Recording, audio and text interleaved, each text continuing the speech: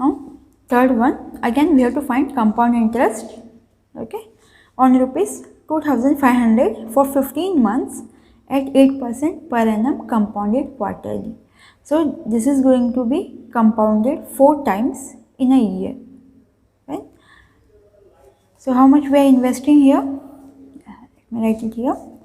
The third problem, the principal amount what we are investing is 2500 for 15 months. We are investing this for 15 months at rate of interest 8% per annum. Okay. So again let me start with formula. It is principal 1 plus I raised to power n. Let's calculate I first. So I is nothing but R upon M. Now R in this case is 8 upon 100, which is nothing but 0.08. 0.08, and how many times we are compounding it in a year? We are compounding it quarterly. So after every 3 months we are going to compound it. So we are going to compound it 4 times in a year. So this is nothing but 0.02. So rate of interest for 3 months is going to be 0.02 or 2%. Now time period, we are investing it for 15 months, right? So for how many years we are investing it? It is nothing but 15 upon 12. Okay. So we are investing it for 15 upon 12 years. Now what will be n? 15 upon 12 into 4, because in a year we are compounding it 4 times. So suppose we are investing it for 15 upon 12 years, then since in every year we are compounding it 4 times, we have to multiply it by 4. So this will be, so basically we are compounding it for 5 times. Another way is we are compounding it for after every 3 months. So in a 15 months, obviously we are going to compound it for 5 times. So our n in this case is 5. Principal amount what we are investing is 2500. Rate of interest for every 3 months is 2%, that is 0.02, and since we are investing it for 15 months, n will be 5 times. It is going to be compounded 5 times in this 15 months, since after every 3 months, so 5 times in this 15 months. This will be 2500 1.02 raised to power 5. Okay, this is 2500 and 1.05, sorry, 02 raised to power 5 is nothing but 1.104. Okay, now after multiplying these two, what we are getting is 2760.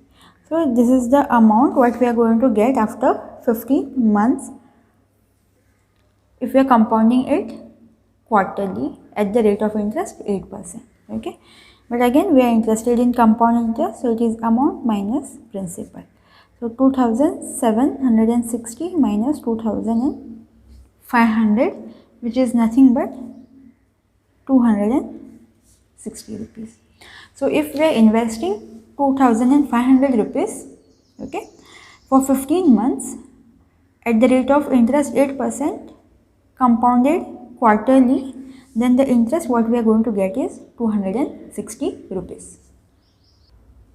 Now the last one, on rupees, we need to again find compound interest on rupees 1000 for 3 years at 9% compounded monthly. Now in this case we are compounding it every month.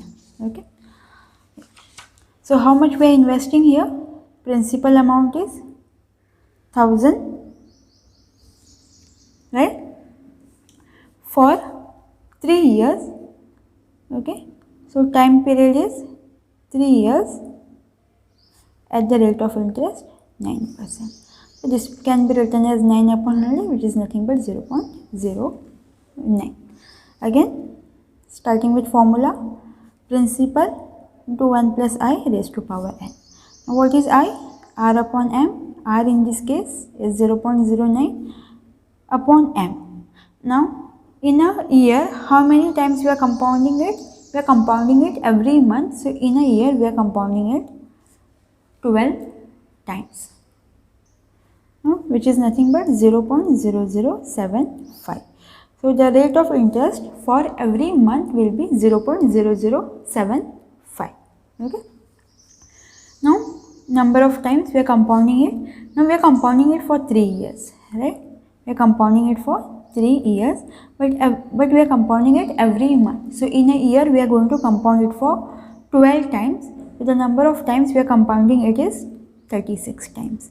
So in these 3 years we are going to compound it for 36 times. Okay. Let's substitute this back. So we are investing 1000 rupees at the rate of interest 9%, but since it is compounded monthly, rate of interest becomes 0.0075 and is 36 since we are compounding it every month. So 12 times in a year. So in 3 years we are going to compound it for 36 times. Okay. So for the simplification, keeping this as it is, this will be 1.0075 raised to power 36. Okay. 1000 and this is 1.325.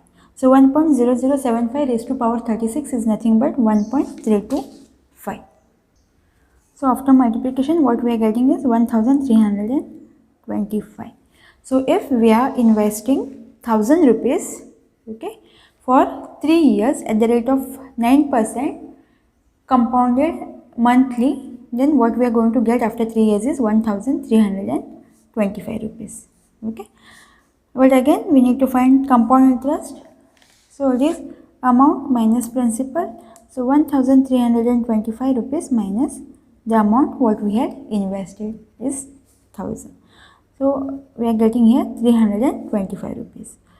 So again, if we are investing 1000 rupees for 3 years compounded monthly at the rate of interest 9%, okay, yeah, at the rate of interest 9%. So the interest for every month will be 0.0075. Then we are going to get 325 rupees as a interest.